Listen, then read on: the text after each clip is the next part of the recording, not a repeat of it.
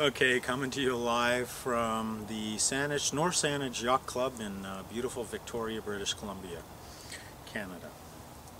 A viewer writes in this morning to ask me what my thoughts are on the termination of Ron Wilson as head coach of the Toronto Maple Leafs.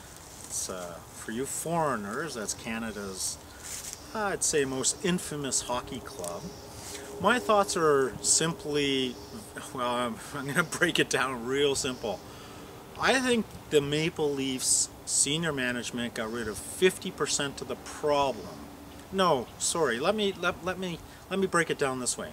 I think they got rid of 33% of their problem by terminating the coach, Ron Wilson, who really, let's frankly admit it, had a nasty behavior, mean streak in him, very stubborn, very closed to open, for ideas, for improvements in the club. He mismanaged the players.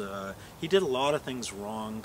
He was just a horrible PR person for the Leafs as a team when it came to media interviews and so on and so forth. The list goes on. So I think, yes, absolutely overdue. The fact that they kept Ron Wilson for this long evaded me. I mean, the logic of it completely evaded me until I learned that him and Brian Burke are really good buddies from years gone by, university buddies apparently. So Brian Burke's a pretty loyal guy.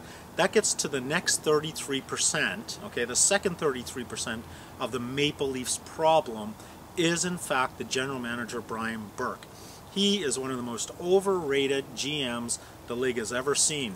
Now, Brian Burke's ego, it's bigger than the universe, and that's fine. You know what? I don't care. If someone achieves something, they can have an ego, whatever. But the problem with Brian Burke is that the achievements that he takes credit for, namely a Stanley Cup in Anaheim, was really none of his doing. He came in later after the team had been entirely put together and just happened to have great timing. Listen, business does involve good timing, I get that, but Brian Burke's actual skill and abilities leave a lot to be desired.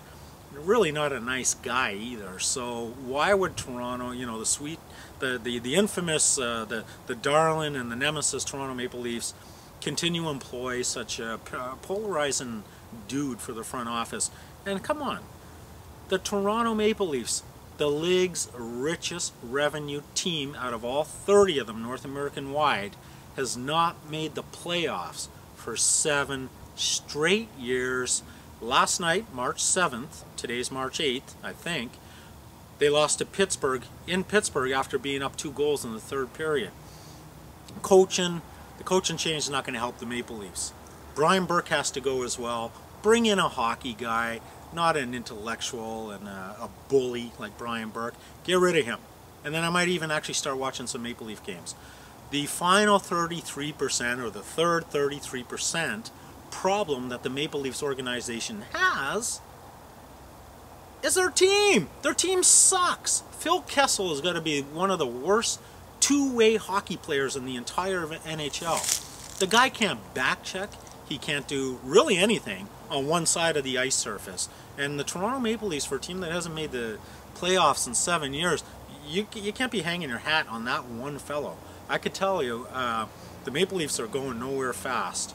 And which, again, according to my usual spring talk, the only team in Toronto that'll be playing in the spring is going to be the Toronto Blue Jays, the Major League Baseball's Toronto franchise. It will not be the Leafs.